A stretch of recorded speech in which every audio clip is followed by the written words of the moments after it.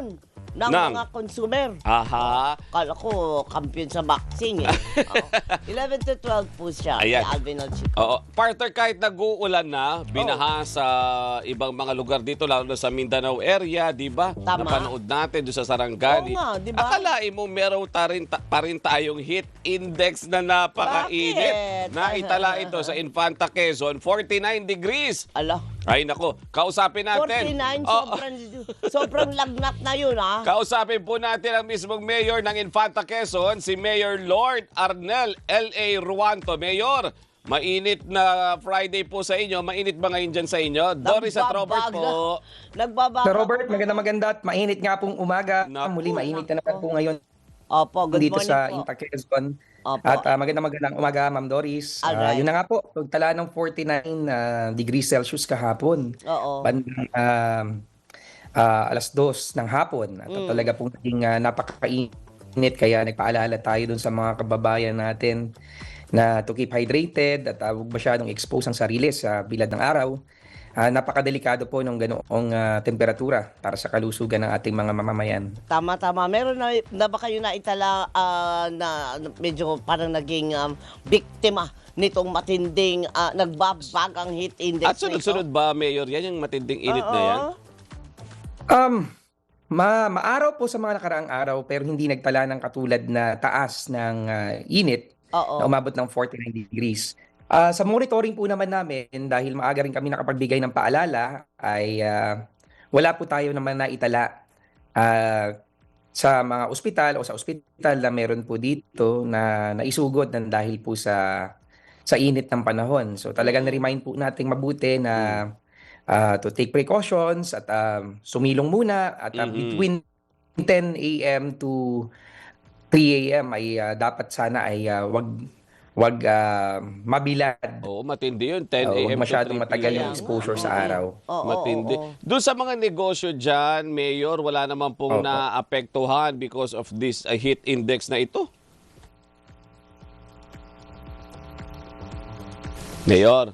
Meron din mga maapektuhan po talaga, especially lalo na yung mga micro, small, medium enterprises natin at yung mga tricycle drivers natin. Talaga pong suko din sa init. Kaya naghanap po ng mga pamamaraan. Sabi ko nga, always keep hydrated. Iba po talaga magsombrero. Pinapabantayan din namin dahil may pasok yung mga bata at saka senior citizens. As much as possible, wag maglalabas. So nire-recommend namin yung mga samahan.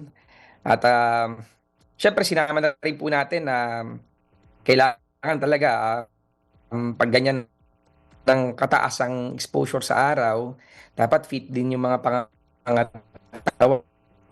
Opo. Nagbe-break si Mayor. Pero Mayor, pahabol na lang. Hindi naman kayo nagsuspinde ng mga klase. Kain. Di ako tuloy nag-break na. Response team.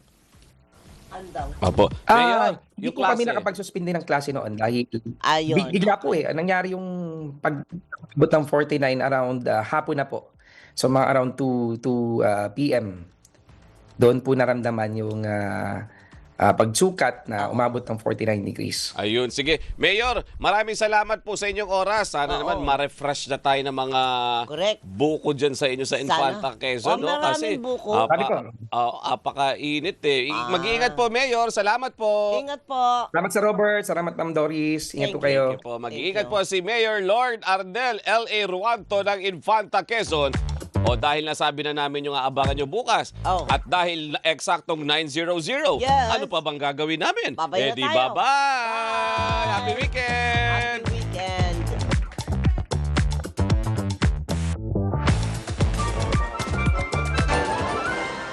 Bawal ang sabaw, pero pwedeng makisawsaw. Perfect match sa panlasa mo ang Tandem ng Bayan. Happy weekend!